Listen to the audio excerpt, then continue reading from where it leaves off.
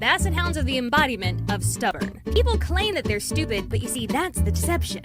If his life were a classic hero's journey, he always skipped that step where you're supposed to refuse the call to adventure. Let's say you could speak dog and you're the NPC telling him, hey, you see that treacherous path over there? You'll die 1,000 deaths. And he'd be like, well, screw you. No ominous warnings of the dangers ahead. We're gonna keep him from Mount Doom. And speaking of forbidden paths, I lived on my family's ranch back in the day, and the land was divided into 2 pieces, 10 acres fenced off around the house for the dogs and the rest for our horses. There was one opening in the fence for vehicles to cross, but he, with his big Basset brain, figured out that he just needed to lay flat on the ground like a pancake and army crawl his way across the cattle guard. We would constantly find him in the pastures just puttering around or hanging out with the horses and the barn cats. And she yelled, Charlie! And for some reason, when he heard that, he looked upwards towards the sky like God was calling him. Like the staircase to the pearly gates was gonna appear before him. Fun fact, Rachel was the one who named him Charlie, but I started calling him Charlie Bark